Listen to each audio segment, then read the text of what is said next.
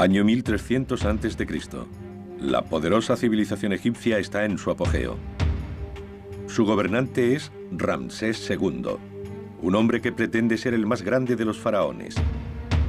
Dejará su huella edificando. Construyó por todas partes. Estatuas enormes, impresionantes obeliscos, templos excavados en la roca. Ramsés es un gran hombre. Domina su reino durante 67 años, llevándolo a su mayor gloria. Erige templos por todas partes, edifica una nueva capital y crea empleo como nadie lo había hecho antes. Las ruinas de lo que Ramsés construyó siguen en pie.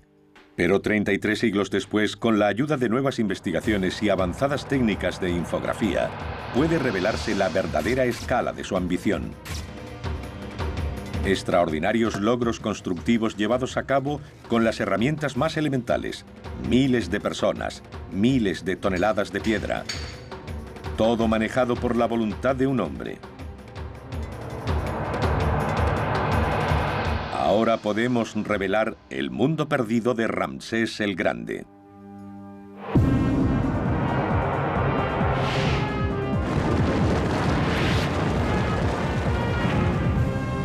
Mundos perdidos, el imperio de Ramsés.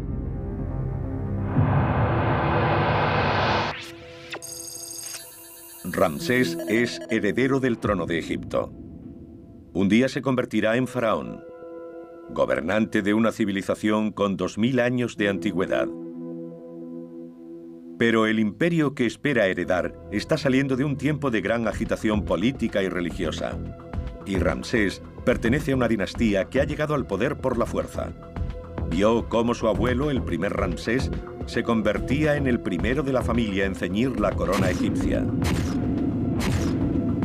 Ahora ve cómo su padre, el rey Seti, impone su voluntad mediante el poder militar. Hay que recordar que la ramésida era una nueva familia. Ramsés I solo reinó durante año y medio. Seti subió al trono y gobernó durante 11 años. La familia de Ramsés tiene que demostrar que está capacitada para gobernar y decide hacerlo construyendo.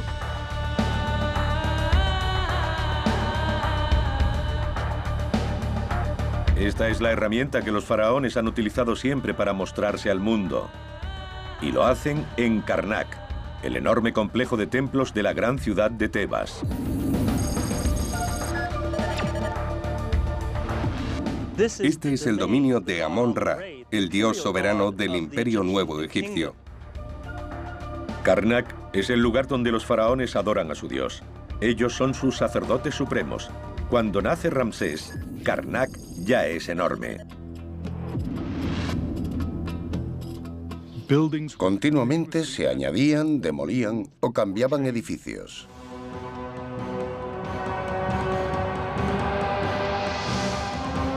Su corazón es el santuario de Amón-Ra.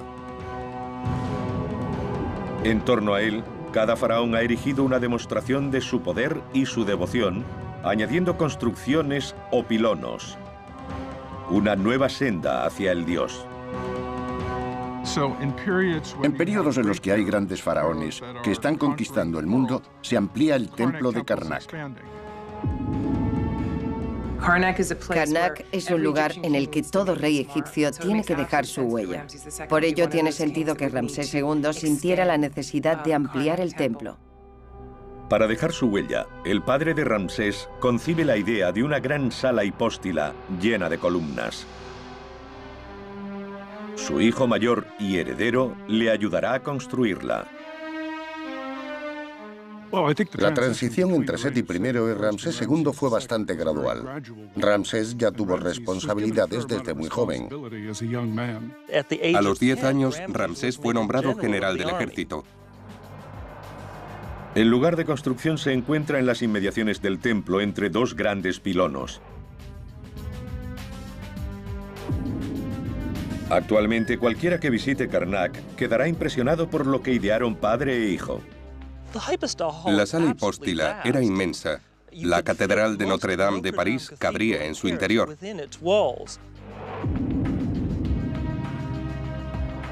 Ahora los investigadores intentan descifrar cómo se construyó la sala hipóstila y el aspecto que debió tener este extraordinario edificio durante el reinado del hombre que la construyó. Este espacio estaba cubierto por un inmenso techo que descansaba sobre columnas de piedra muy juntas para soportar el peso. Para construir una sala tan grande, hay que colocar un gran número de pilares. Así que la sala hipóstila es literalmente un bosque de columnas.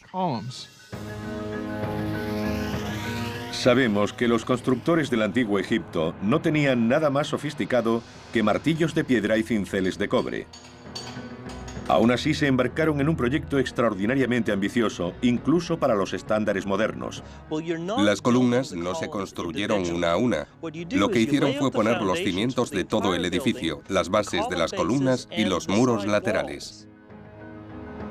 Los planos exigían 134 columnas.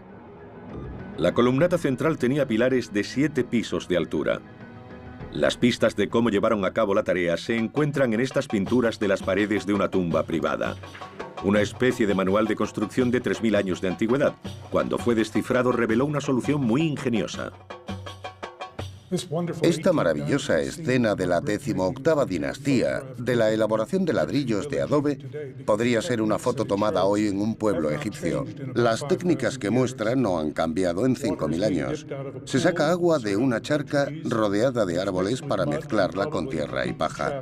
Esta mezcla se coloca en moldes que se dejan secar en el suelo durante un par de días. Luego los ladrillos de barro son transportados y utilizados para levantar muros o, como en este caso, una rampa para la construcción de la sala hipóstila. El uso de rampas es un descubrimiento clave. En esta pintura mural, la rampa lleva a una sala que aparece enterrada. Las evidencias indican que esta técnica se utilizó en todo Karnak, porque aún pueden verse los restos de una de estas rampas. Ahora es posible deducir cómo lo hicieron. No usaron andamios ni grúas para elevar los bloques. Elevaron el propio suelo. Se coloca el primer nivel de bloques que sirven de base para las columnas. Se rellena el interior con tierra y se construyen rampas de ladrillos a cada lado. Se trae la siguiente tanda de bloques, aún sin labrar, y se colocan encima. Se vuelve a llenar de tierra, se amplían las rampas y se repite el proceso. Así, cuando el edificio está terminado, queda completamente enterrado en una montaña de tierra y enormes rampas de ladrillo a cada lado. Las rampas solo eran estructuras temporales, pero suponían una enorme cantidad de trabajo. La pendiente podía llegar a tener hasta 7 grados. Para llegar a la altura de las columnas de la sala hipóstila, debieron medir como 2 campos de fútbol. 25.000 toneladas de piedra fueron arrastradas por estas pendientes para levantar los pilares. Los tambores de las columnas eran tan grandes que estaban formados por 2 bloques de piedra con forma de D de 10 toneladas cada uno. Los canteros de Ramsés unieron estas piezas tan firmemente que algunas no han cedido en más de 32 siglos. Peter Brand busca pistas de cómo lo hicieron junto a Dennis Stokes, un especialista en técnicas antiguas de construcción. La clave reside en las piezas de madera encajadas en huecos tallados en la piedra.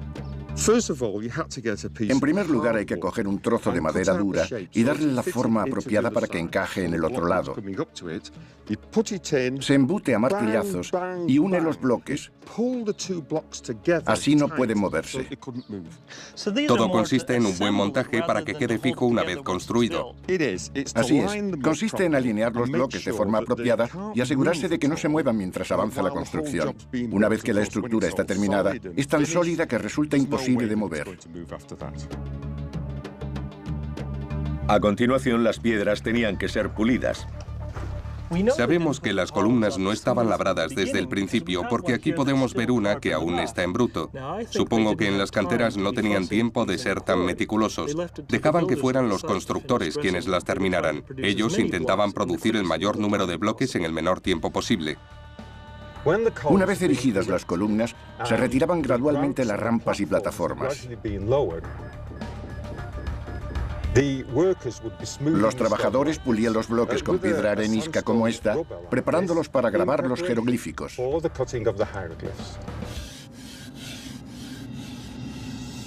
Ramsés y su padre supervisaban el trabajo, pero llegaría el momento en que Seti muriera y Ramsés se convirtiera en rey. Podría hacer todo lo que quisiera. Y la sala de Karnak sería solo el comienzo de la más ambiciosa serie de proyectos que este país hubiera visto.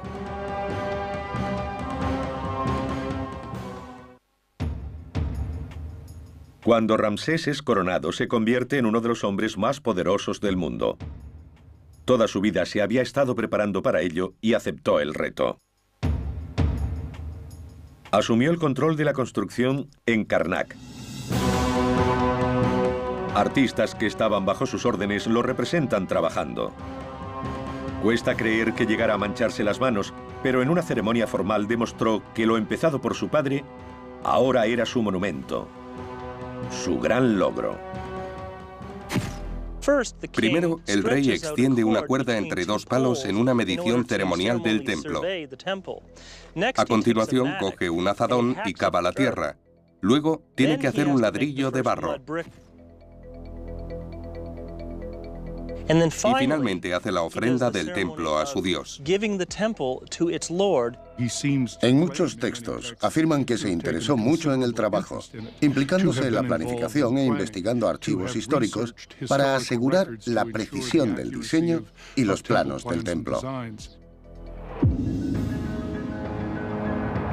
Ken Weeks ha investigado esos datos y puede darnos una idea de cómo cientos de hombres levantaron esas columnas, trabajando hasta 20 metros del suelo. Su labor no terminaba con la colocación de las piedras. La superficie de todas ellas debía ser cubierta con elaborados jeroglíficos. Existen pruebas de que los antiguos egipcios conocían y utilizaban el andamiaje en sus trabajos, como se ve en esta tumba de la 18ª dinastía. Aquí los obreros unieron tablones de madera para hacer andamios y poder pulir y preparar las enormes estatuas del rey. Cada centímetro debía labrarse a mano. Este hombre está utilizando un abrasivo para pulir la superficie de la piedra y este otro trabaja con un cincel para detallar el ojo.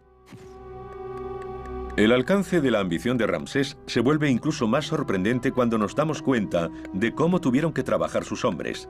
Esta época era anterior al uso del hierro. Los canteros tenían que tallar la piedra con utensilios de cobre.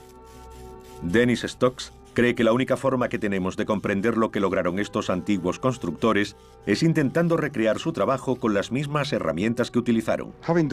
Una vez hecho esto y delineado el borde, lo que tenemos que hacer es quitarlo de en medio con un cincel. Dennis descubre que a pesar de la sofisticación de la cultura egipcia antigua, podían lograr sus complicados trabajos mediante el uso de tecnología de la Edad de Piedra como esta herramienta de pedernal. Debido a su dureza y afilada punta, delinea los rasgos mucho mejor que el cincel de cobre.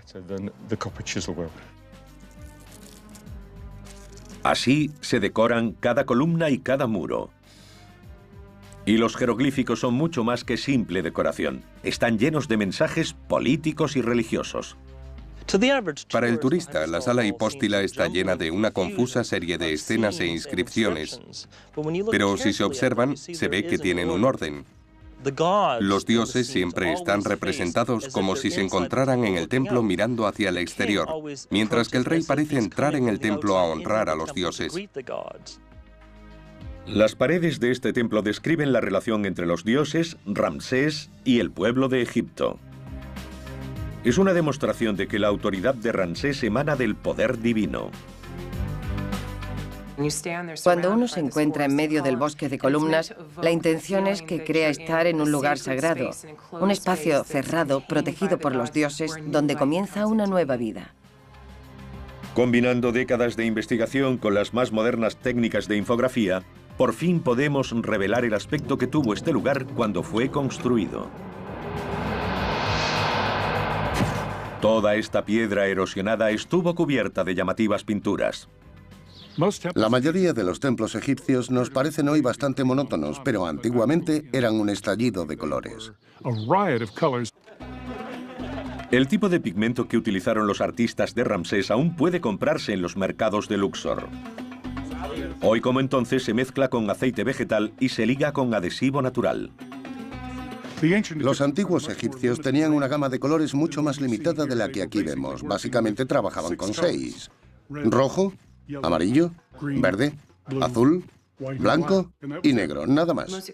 Los pigmentos más caros eran los azules y los verdes. ¿Imaginan una tumba pintada con este azul? Así comunicaban a la gente que veía estos materiales que uno podía permitirse lo mejor. Creo que tenemos suerte de que la mayor parte del pigmento utilizado en este templo se haya gastado. Hace 3000 años debía ser el lugar más estridente que podamos imaginar. Miles de horas de trabajo y un enorme gasto se destinaron a la construcción y decoración de esta sala. Aún así, solo una élite privilegiada de cortesanos y sacerdotes llegaron a verla. La gente corriente, como nosotros, solo podía acceder al templo en alguna fiesta.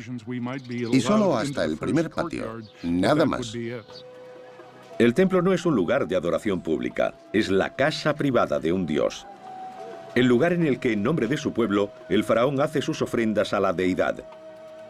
Eso lo eleva sobre el resto de los mortales, le da poder.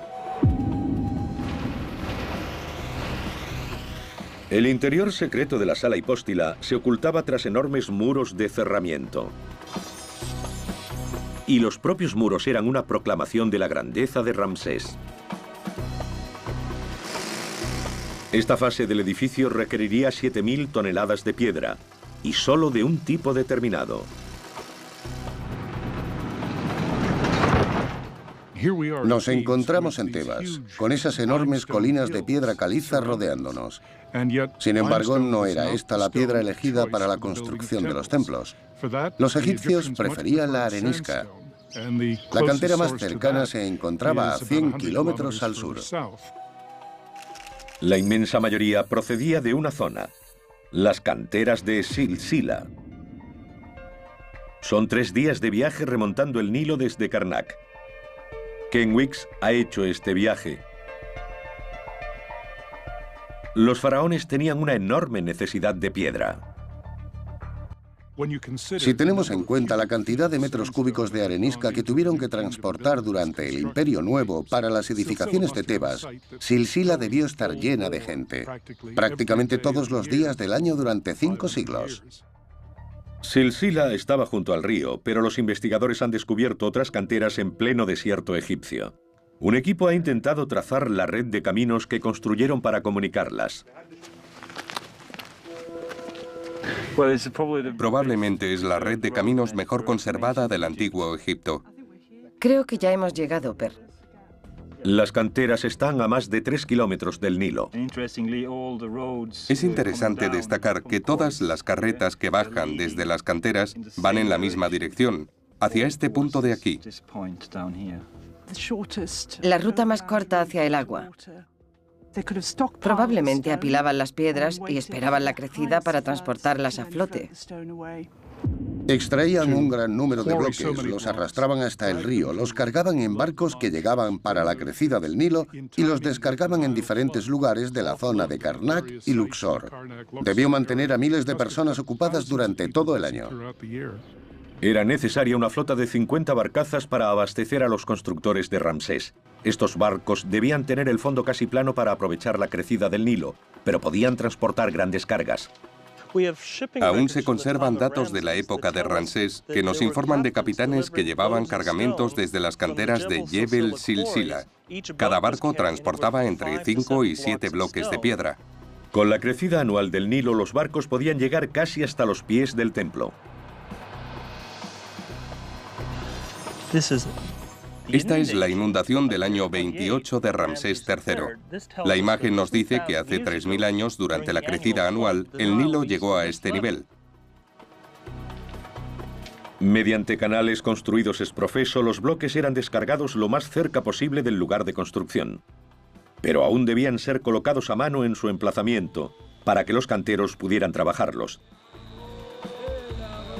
Dennis Stokes cree que se hacía con yeso, que hacía las veces de lubricante para ayudar a los trabajadores a mover las piedras. Hemos puesto el yeso que lubrica los bloques para deslizarlos junto a los otros. Un poco más. Eso es.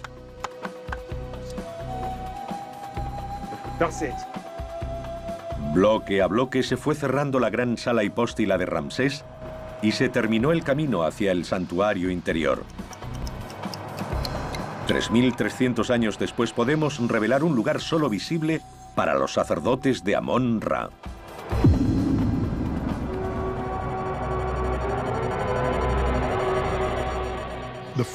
Cuanto más se adentraba uno en el templo, más cerca estaba del dios que residía aquí.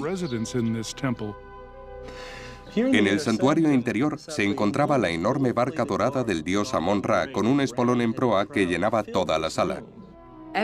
Cada día, el rey y el sumo sacerdote tenían que entrar en el santuario del dios para vestirlo, alimentarlo, ungirlo, leerle una serie de textos para despertarlo y darle una nueva vida.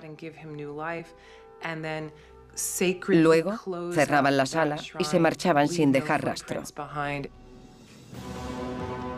Ramsés dejó su huella en Karnak. Debió ser impresionante entonces, y aún hoy es una de las maravillas del mundo.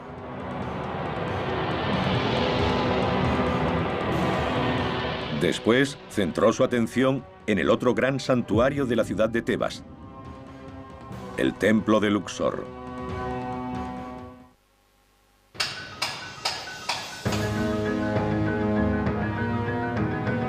Mientras la sala de Karnak aún estaba en construcción, Ramsés II inició otro proyecto, igual de ambicioso y situado a unos 3 kilómetros de distancia.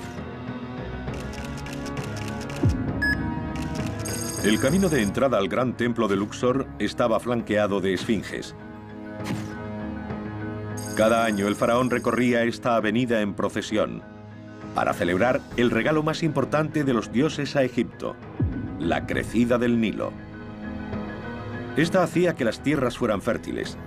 La ceremonia que la marcaba recibía el nombre de Fiesta de Opet. La ceremonia comenzaba de forma solemne, pero al final de la semana reinaba un ambiente casi carnavalesco.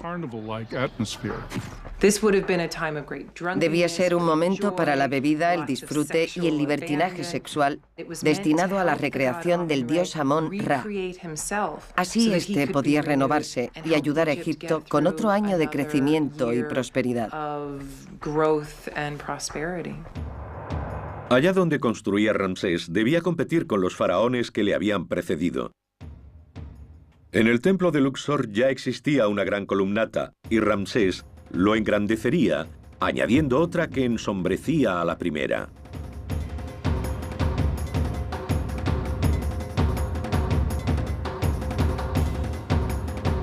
Gastados después de 3 milenios, pero aún claramente visibles, los relieves de esta pared muestran la escala de la visión de Ramsés. Las estatuas medirían 12 metros de altura, los obeliscos aún más, y cada uno hecho de un solo bloque de granito rojo. El obelisco sería lo primero que iluminaría el sol cada mañana, un símbolo de la relación entre el rey y el dios.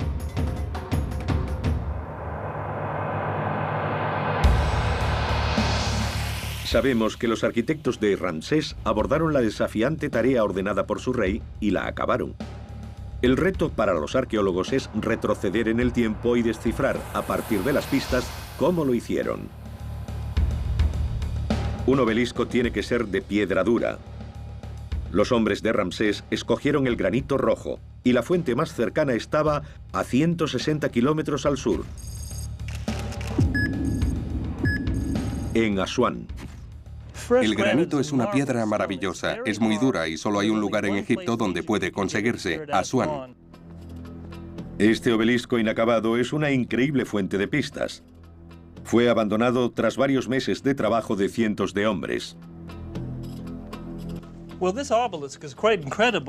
Este obelisco habría sido increíble. Habría medido unos 40 metros de largo por 3 de ancho. Desde este punto vemos que habían abierto una zanja profunda y luego habrían tenido que picar la piedra y cavar por debajo del obelisco.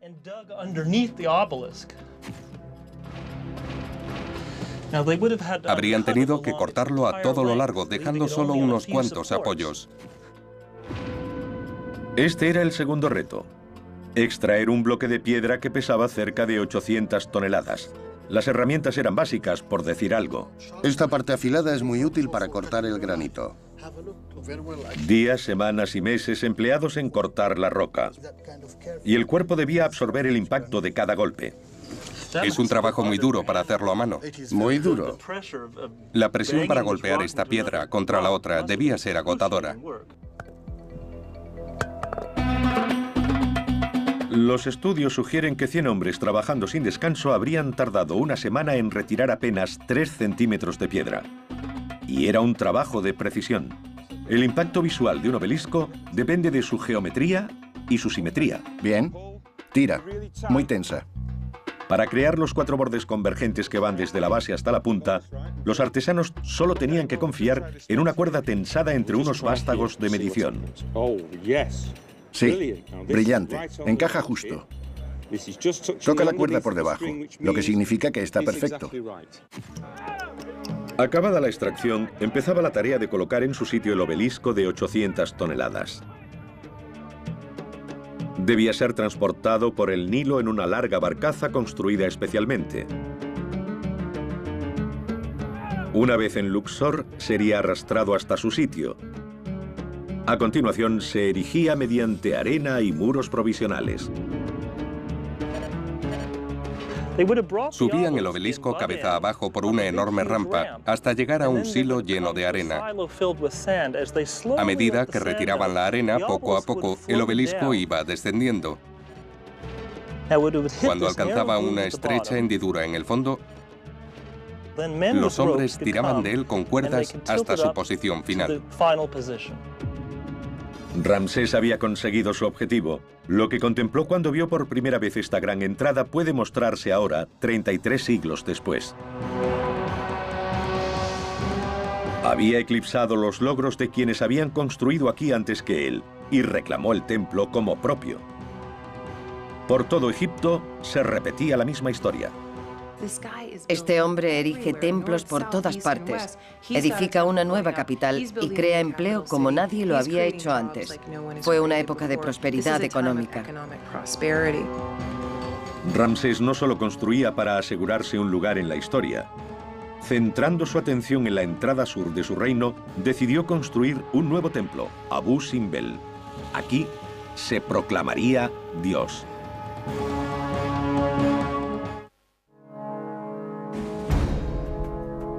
Ramsés reinaría durante 67 años, casi el triple de la esperanza de vida del hombre egipcio. Y durante ese tiempo, un ejército de canteros trabajaría constantemente, cincelando su imagen y su nombre en los muros, columnas y estatuas de todo el reino. Pero su siguiente proyecto llevaría todo eso un paso más allá. En la orilla oeste del Nilo, en Tebas, se alza su templo mortuorio, el Ramesseum.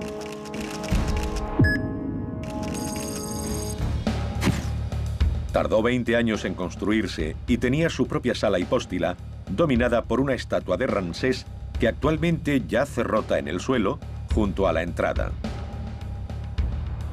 Se parecería a esta, pero mucho mayor. Debió ser una de las esculturas más grandes del mundo antiguo. Se calcula que mediría unos 21 metros de altura. El conjunto debía exceder las 1000 toneladas, 15 veces el peso de la Estatua de la Libertad. El faraón pretendía que cuando llegara su momento, el Ramesseum fuera su obituario en piedra.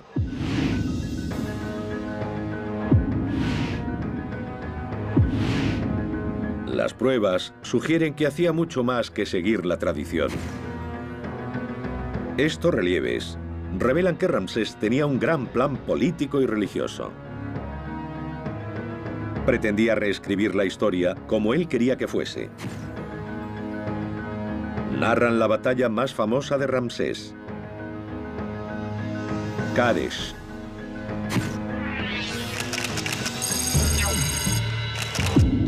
La batalla de Kadesh tuvo lugar en el año 5 del reinado de Ramsés II, y en ella se enfrentó a uno de sus peores enemigos, el imperio hitita. Lucharon junto al río Orontes en Siria y fue casi un desastre. Sabemos que Ramsés II salió mal parado en la batalla de Kadesh. Y de hecho tenemos información del otro bando, obviamente escrito por el enemigo, sobre un tratado de paz firmado tras la batalla. Sugiere que el enfrentamiento entre egipcios e hititas acabó en tablas. Aún así, estas son imágenes de Ramsés victorioso, supremo. El faraón es representado como un gigante. Los enemigos que lo rodean están muertos, heridos o se han rendido. Estos relieves distorsionan la verdad y para la mentalidad egipcia son más poderosos que simple propaganda. Al representar la batalla de Kadesh de forma ideal, con el resultado deseado, según la mentalidad egipcia, se vuelve realidad. Ramsés creía que si tallaba algo en piedra, lo convertía en realidad, aunque no fuera cierto.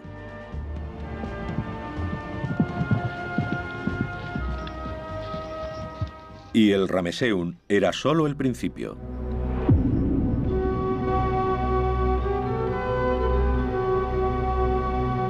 Se disponía a hacer algo a lo que muy pocos faraones se habían atrevido: transformarse y reinar como un dios viviente.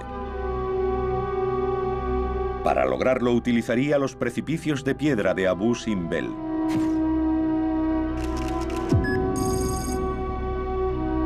Abu Simbel es un templo único, excavado en la roca y con unas estatuas gigantescas. Es muy atrevido. Ramsés se embarca en su más ambicioso proyecto constructivo, un enorme templo en el límite de su imperio. Este templo es construido tan lejos para honrar al rey. Así no viola el territorio del dios Amón.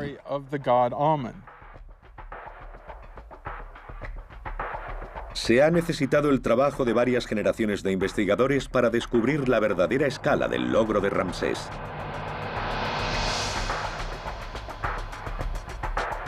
Con Abu Simbel hace una gran innovación porque, a diferencia de sus otros monumentos, este templo no es construido, sino excavado en la roca.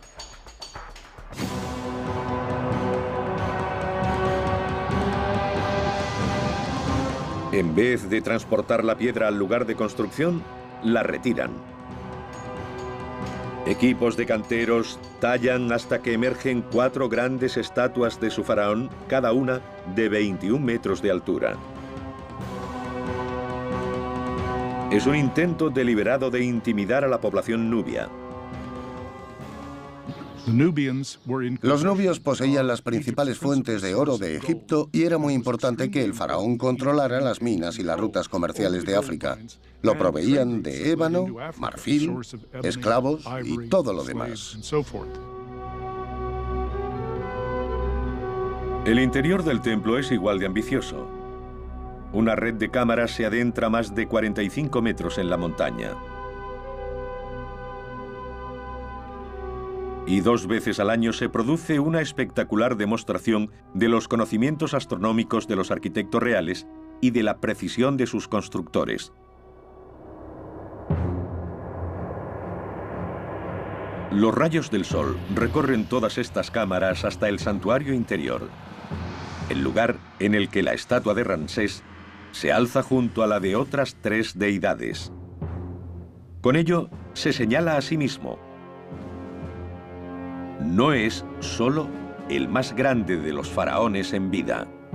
Ramsés II es uno de los pocos reyes de la historia de Egipto que se proclama Dios antes de morir.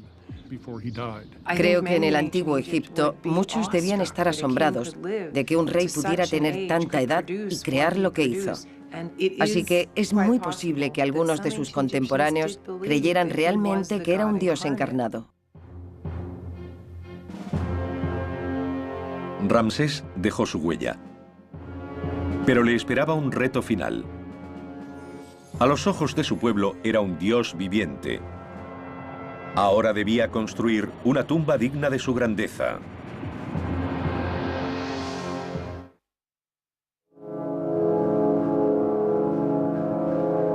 Cada faraón construía su tumba. La planificación comenzaba desde el momento en que asumía el trono. Como en todos los aspectos de su vida, Ramsés construiría para su muerte a mayor escala y con mayor visión que cualquier antecesor.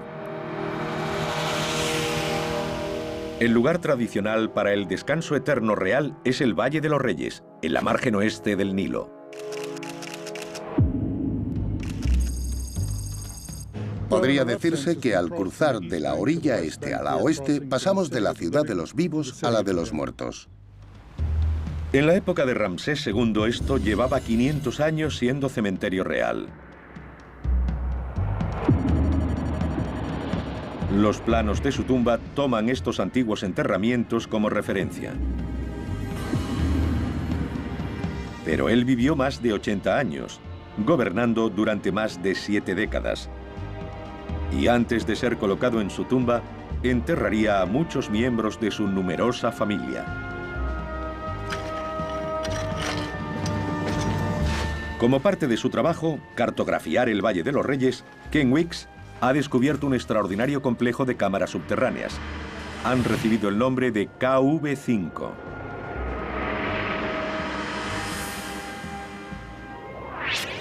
Forman el mayor complejo funerario del valle. Y aquí es donde Ramsés enterró a sus hijos. Hemos descubierto que la tumba contiene más de 125 cámaras y presenta todas las características del reinado de Ramsés II. Es único en diseño, en tamaño y en su función como mausoleo familiar.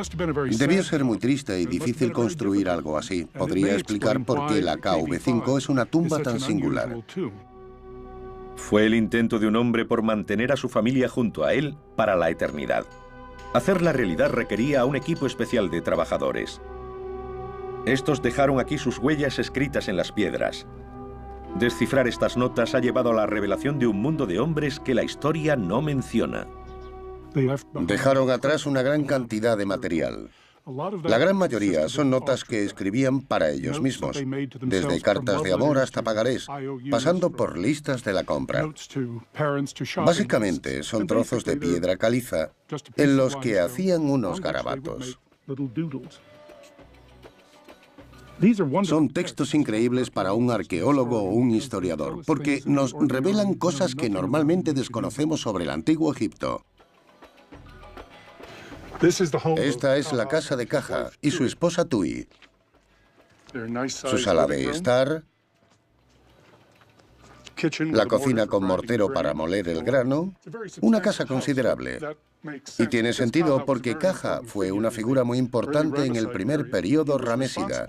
Era el responsable de mucha actividad constructiva durante los reinados de Seti I y Ramsés II. Una vez cada 10 días, el equipo de trabajo emprendía el camino para su turno en la construcción de la tumba en el Valle de los Reyes. Trabajaban 10 días seguidos y luego tenían, al menos durante el reinado de Ramsés II, 2 de descanso. Ken Weeks recorre ese mismo camino. El reto de los constructores era encontrar en medio de este laberinto de tumbas y pasadizos un lugar adecuado, con suficiente espacio, para acomodar la visión de Ramsés sobre cómo debería ser su tumba.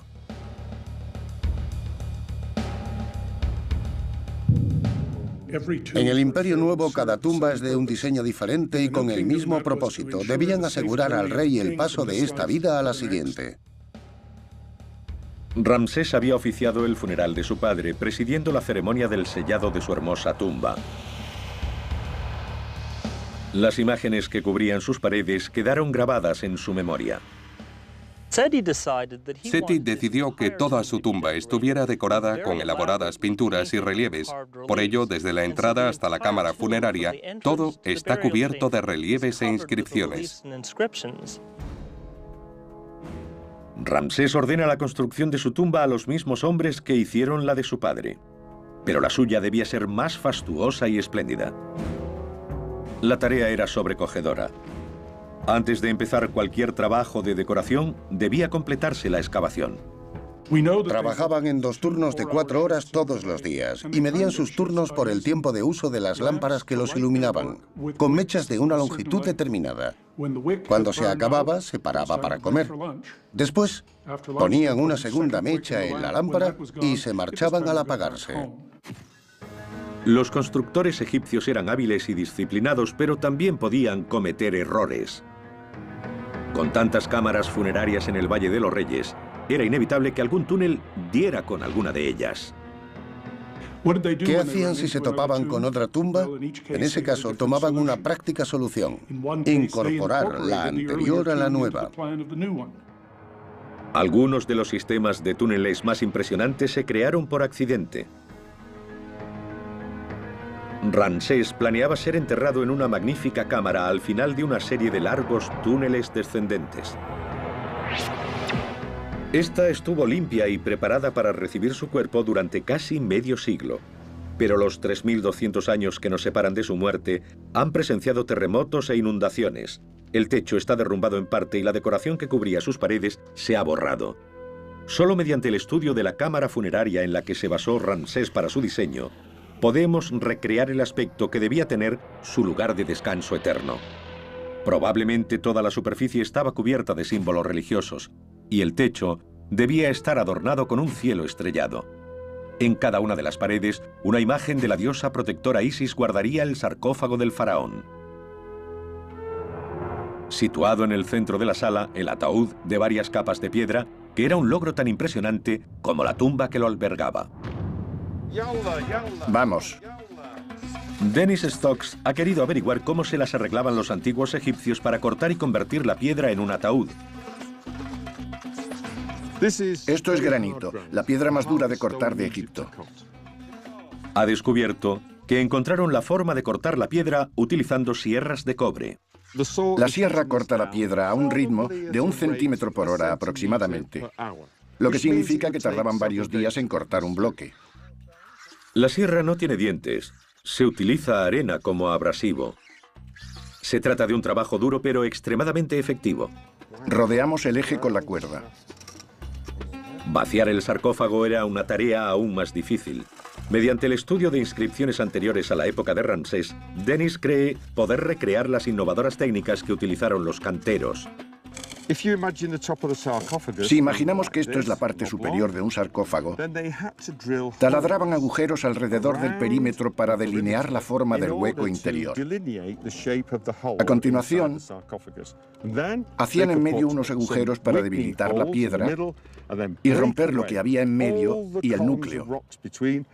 Tras repetir la operación en 4 o 5 niveles, llegaban al fondo del sarcófago, lo suficientemente profundo para meter al faraón.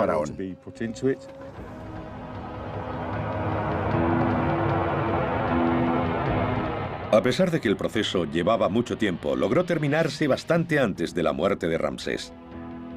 Incluso su edad lo señalaba como un hombre importante. Tenía 90 años cuando fue depositado en este sarcófago. A lo largo de todo su reinado, Ramsés logró el estatus de Dios. Probablemente no quedaba nadie en Egipto que recordara el reinado de su padre o que viviera cuando él subió al trono. El cuerpo momificado de Ramsés II se conserva en el Museo de El Cairo. 3000 años después podemos seguir viendo su rostro y podemos seguir viendo la huella que este rey constructor dejó en su país. Ramsés dejó su huella en todo Egipto. En este país es imposible visitar un lugar en el que no esté grabado el nombre de Ramsés II en al menos un bloque o una estatua. Resulta fácil ver por qué sus logros han cautivado tanto a arquitectos, arqueólogos e historiadores. Pocas veces un gobernante ha dejado tantos monumentos como él. Nos interesa un rey que vivió tanto tiempo. Nos interesa un rey capaz de reunir una gran cantidad de mano de obra para dejar su huella en Egipto. La sala hipóstila de Karnak, la tumba que se construyó para él, el templo que excavó en la roca de Abu Simbel. Estas ruinas son indicios del Egipto que construyó Ramsés. Pero solo cuando son devueltas a la vida, podemos verlas como él las vio y conocer con exactitud lo que logró. Un mundo cuyo esplendor no ha sido igualado en 3200 años.